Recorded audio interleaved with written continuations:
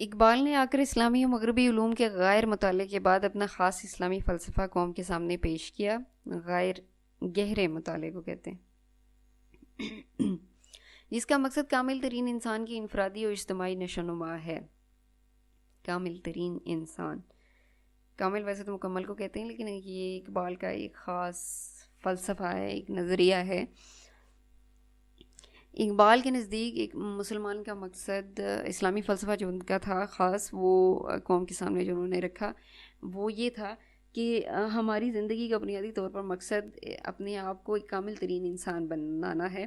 وہ کامل ترین انسان، اس کو انہوں نے اپنے کلام میں، اپنی شاعری میں کہیں مرد مومن لکھا ہے، کہیں مرد کامل لکھا ہے، کہیں مرد درویش لکھا ہے۔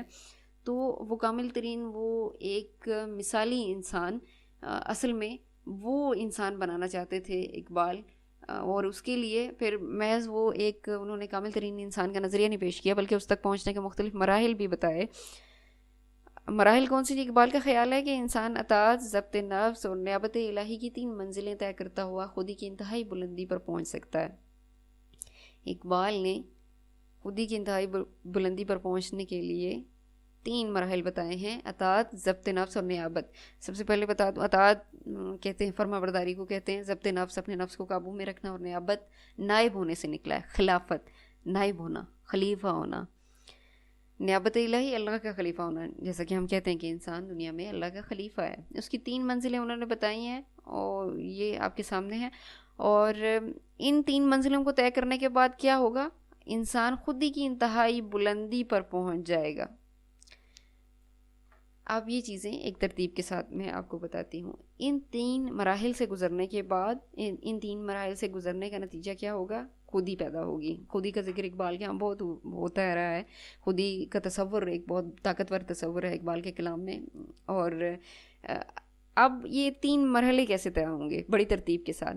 اقبال کے بقول اپنے آپ کو آپ جب اطاعت میں دے دیتے ہیں، اللہ کی اطاعت میں دے دیں، تو اس اطاعت کا نتیجہ یہ نکلتا ہے کہ آپ کے اندر ضبط نفس پیدا ہو جاتا ہے۔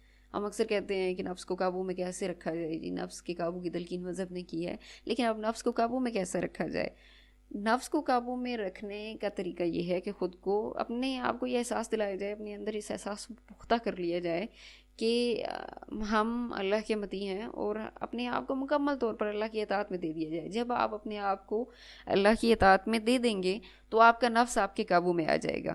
اب جب آپ کا نفس قابو میں آ جائے گا، آپ اس مقام تک پہنچ گئے اطاعت سے ہوتے ہوئے۔ جب آپ نے اپنے نفس کو قابو میں کر لیا تو اب گویا آپ اس بات کے مستحق ہیں کہ آپ نیابت الہی کا دعویٰ کر سکیں، آپ اپنے آپ کو نیابت الہی کا مستحق ٹھہرا سکیں۔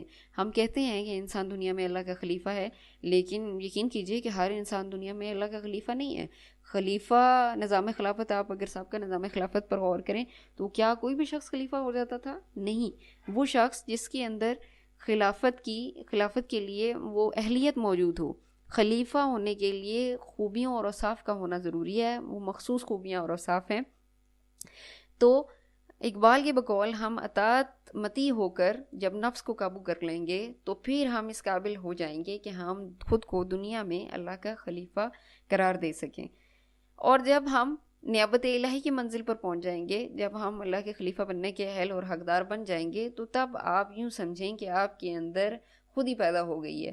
خودی کا حصول کیسے ممکن ہے؟ جب آپ اس قابل ہو جاتے ہیں کہ آپ خود کو اللہ کا خلیفہ قرار دے سکیں، تب آپ کے اندر خودی انتہائی بلندی پر موجود ہوتی ہے۔ خودی اب کیا ہے؟ خودی کا بھی ایک مختصر تعارف کرا دوں۔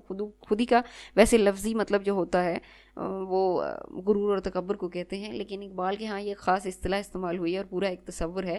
اقبال کے ہاں جب خودی کا لفظ استعمال ہوتا ہے تو پھر یہاں پر اس کا مطلب ہوتا ہے خودداری، عزت نفس۔ عزت نفس یا خودداری، خودی جس کو آپ کہہ لیں، اپنا احساس ذات، آپ کیا ہیں، آپ کے اندر کیا اوصاف ہیں، آپ کو کیا خدا نے بنایا ہے، یہ شدید ترین احساس جب آپ کے اندر پیدا ہو گیا تو آپ سمجھ لیجئے کہ آپ کامل ترین انسان بن چکے ہیں، وہ مرد مومن، مرد کامل۔ بڑی ترتیب کے ساتھ یہ مراحل انہوں نے بیان کر دیے ہیں۔ اس ارتقاء میں، ارتقاء کہتے ہیں ترقی سے بنا ہے، ارتقاء ایسی ترقی کو کہتے ہیں جو مرحلہ در مرحلہ ہوتی ہے، اسٹیپ بائی اسٹیپ جس کو آپ کہہ سکتے ہیں۔ اس ارتقاء میں اسے مذہب کی رہنمائی درکار ہے کہ یہ ساری منزلیں اور ان مقامات تک، ان منزلوں تک پہنچنے کے لیے اس کی اگر کوئی رہنمائی ہو سکتی ہے تو مذہب اس کی رہنمائی کر سکتا ہے۔ اقبال نے 4 چیزوں پر زور دیا۔ اول توحید، جس پر پورا ایمان عملاً انسان کو خوف و مایوسی سے آزاد کر دیتا ہے۔ یعنی جب آپ اللہ کو ایک مان لیتے ہیں، اس کے ایک ہونے کا احساس، تمام طاقت، قوت، اختیار، ذات، صفات، جب آپ اسے ایک ہستی سے منسلک کر دیتے ہیں تو آپ کے اندر ایک تو خوف ختم ہو جاتا ہے، اہل دنیا کا خوف، صاحب اقتدار کا خوف اور مختلف ہر چیز کا خوف، اور دوسرا مایوسی سے آپ کو نجات مل جاتی ہے۔ جب آپ مان لیتے ہیں کہ ایک ذات ہے ایسی جو قادر مطلق ہے، جس نے پیدا کیا ہے، جو سب کچھ دے رہا ہے، سب کچھ اس کے اختیار میں ہے، تو پھر آپ کے اندر امید پیدا ہوتی ہے، آپ مایوسی سے نجات پا لیتے ہیں۔ نیز توحید الہی توحید انسانی میں پرتو فگن ہوتی ہے۔ پرتو کہتے ہیں عکس کو، پرتو فگن ہونا، عکس دکھانا، جھلکنا۔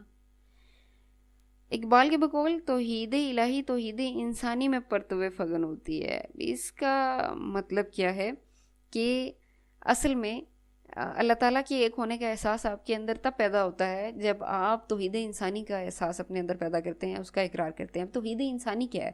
توحید انسانی کا مطلب یہ ہے کہ ہم تمام انسان ایک ہی آدم کی اولاد ہیں۔ ایک آدم کی اولاد ہونا، اس بات کا احساس رکھنا، اس بات پر یقین رکھنا اصل میں توحید انسانی ہے۔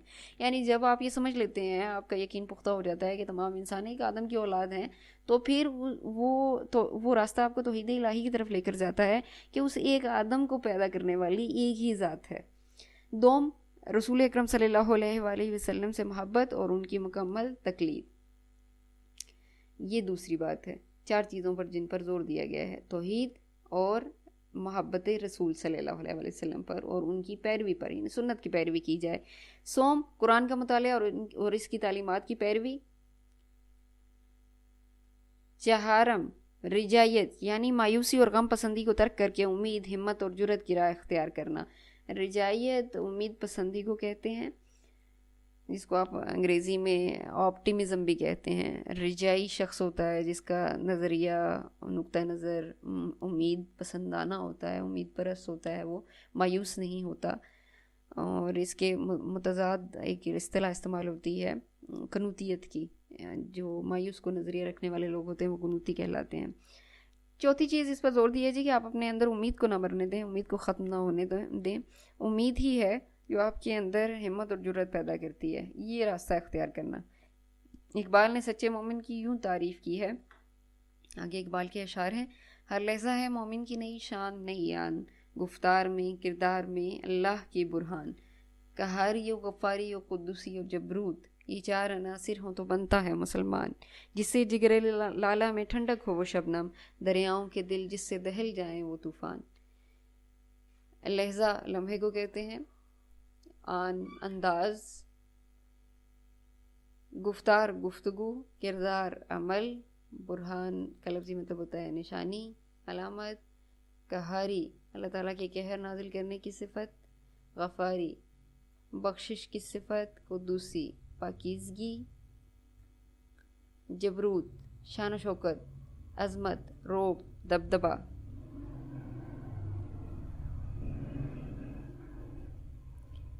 جگر لالا، لالا گل لالا پھول ہوتا ہے ایک، اس کا ذکر اقبال کی شاعری میں بہت زیادہ ہوا ہے۔ اور دہل جانا، ڈر جانا، مشکل لفظ اس میں نہیں ہے۔ کہنا یہ چاہ رہے ہیں کہ مومن کا شان اور اس کی انداز ہر لمحہ جدا ہوتی ہے، اور ایک نئی شان اور نئی آن کے ساتھ مومن سامنے آتا ہے۔ اور اس کی شان اور انداز وہ کیا ہے کہ وہ گفتار اور کردار میں اللہ تعالیٰ کی اس کی تعلیمات، اللہ تعالیٰ کے احکامات جھلکتے ہیں، اللہ تعالیٰ کی صفات جھلکتی ہیں اس کی گفتگو میں بھی اور اس کے عمل میں بھی۔ وہ صفات کا بھی آگے ذکر کر رہے ہیں۔ صفات کون سی ہیں؟ قہاری، غفاری، قدوسی، جبروت۔ بنیادی طور پر اللہ تعالیٰ کی جو صفات ہیں مکمل طور پر تو انسان میں نہیں پائی جا سکتی، لیکن ان صفات کے تذکرے کا اصل مقصد یہی ہے کہ جیسا کہ اللہ تعالیٰ کے اندر وہ صفات موجود ہیں تو اس کی مخلوق بھی اپنے اندر وہ پیدا کرنے کی کوشش کرے۔ جیسے جہاں پہ بھی قرآن پاک میں بھی جہاں بات ہوتی ہے، اللہ تعالیٰ اپنے رحم کی مثال دیتا ہے، اپنے احسان کی مثال دیتا ہے، عدل کی مثال دیتا ہے، تو ساتھ ہی حکم آتا ہے جی کہ عدل کرو۔ اللہ تعالیٰ عدل کرنے والوں کو پسند کرتا ہے، احسان کرنے والوں کو پسند کرتا ہے، کیونکہ وہ خود بھی احسان کرنے والا ہے۔ اللہ تعالیٰ چونکہ قہار، اللہ سے بڑھ کر اور قہر نازل کرنے والا کون ہوگا بھلا، اور اس سے بڑھ کر بخشش معاف کرنے والا کون ہوگا، اس سے بڑھ کر پاک ذات کس کی ہو سکتی ہے، اور اس سے زیادہ عظمت اور دبدبہ کس کا ہو سکتا ہے۔ یہ 4 وہ صفات ہیں جو اللہ تعالیٰ کی صفات ہیں، لیکن یہ مسلمانوں کے اندر بھی، یہ مومن کے اندر بھی، مومن وہ ہے جو واقعتاً اللہ تعالیٰ کی تعلیمات اور احکامات کی پیروی کرنے والا ہے، اس کے اندر یہ 4 صفات پیدا ہو جاتی ہیں جب وہ کامل مومن بن جاتا ہے۔ یعنی وہ جہاں ضرورت ہوتی ہے وہ قہر بن کر نازل ہوتا ہے، جہاں ضرورت ہوتی ہے وہ رحم اور رحم دلی اور بخشش کی مثال بن جاتا ہے، پاکیزگی اور تقوی اس کا شعار ہوتا ہے، اور جہاں ضرورت ہوتی ہے وہاں وہ عظمت اور دبدبے کے ساتھ ابھرتا ہے۔ یہ 4 جب عناصر ہوتے ہیں تو اقبال کے بقول مسلمان کامل مومن بنتا ہے۔ اور مسلمان وہ ہے، اس کی خصوصیات میں مزید وہ کہتے ہیں کہ وہ اس قدر حلیم ہے، اس قدر بردبار ہے، اس قدر اس کے اندر ٹھنڈک ہے کہ جو جگر لالا کو بھی شبنم کی طرح نوازے، شبنم کی طرح جگر لالا میں وہ ٹپکے، اور اس قدر وہ دہلا دینے والا ہے کہ دریاؤں کو جو بہت ہی ہیبتناک ہوتے ہیں، طوفانوں کو بھی وہ دہلا کر رکھ سکتا ہے، ان کو خوفزدہ کرنے کی وہ صلاحیت اور قوت رکھتا ہے۔ اقبال نے اپنی قوم کو یہ کہہ کر جگایا اور اکسایا کہ چلنے والے نکل گئے ہیں، جو ٹھہرے ذرا کچل گئے ہیں۔ بڑا سہل ممتنع کا شعر ہے، بہت آسان ہے کہ جو چلتے رہتے ہیں، مسلسل محنت اور کوشش کرتے ہیں، وہ منزل کو پا لیتے ہیں، اور جو راستے میں قیام کر بیٹھتے ہیں وہ کبھی منزل پر نہیں پہنچ پاتے، بلکہ وہ قافلے کی راستے کی گرد ہو جاتے ہیں، اس قافلے کے قدموں تلے وہ کچلے جاتے ہیں، وہ منزل سے دور ہو جاتے ہیں۔ منزل پر پہنچنے کے لیے ضروری ہے کہ مستقل مزاجی اور ہمت کے ساتھ مسلسل سفر جاری رکھا جائے۔ وہ منیر نیازی کا بڑا خوبصورت شعر ہے کہ تھکن سفر کی بدن شل سا کر گئی ہے منیر، برا کیا جو سفر میں قیام کر بیٹھا۔ تو سفر میں قیام کا مطلب یہ ہے کہ آپ اپنی منزل سے دور ہو گئے، آہستہ چلیے مگر اپنے سفر کو مسلسل جاری رکھیے۔ اپنے رہنماؤں کی پکار سن کر مسلمان قومی ترقی کی راہ پر کچھ چلنے تو لگی، لیکن جا بجا ٹھوکریں کھاتے ہوئے۔ معاشی حیثیت سے وہ اپنے ہمسایوں سے کہیں پیچھے رہی، ہمسایوں سے مراد یہاں پر ہندو ہیں۔ تعلیمی حیثیت سے وہ ضرور کچھ بڑی، لیکن پھر بھی پسماندہ رہی۔ البتہ اپنی قومی زبان و ادب کو اس نے باوجود اپنے انحطاط کے خوب چمکایا۔ انحطاط زوال کو کہتے ہیں، یعنی وہ باقی چیزوں میں تعلیمی حیثیت سے تو کافی پیچھے رہ گئی۔ ہمارا آج کا بھی وہ تعلیمی جو ہماری پسماندگی ہے وہ اسی کا نتیجہ ہے، وہی اس وقت جو ہماری پسماندگی تھی وہ آج بھی ہمارے ساتھ چل رہی ہے۔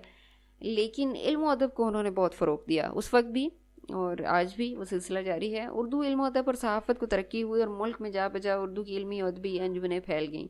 انجمنوں سے مراد ہے تنظیمیں۔ علی گڑھ کالج 1920 میں یونیورسٹی کے درجے تک پہنچ گیا۔ سر سید کی وفات کے بعد علی گڑھ کالج کو یونیورسٹی کا درجہ ملا، اور من جملہ حیدرآباد دکن کی دوسری ترقیات کے وہاں جامعہ عثمانیہ کا شاندار ادارہ قائم ہوا ہے۔ یہ بھی 1920 میں ہی قائم ہوا تھا۔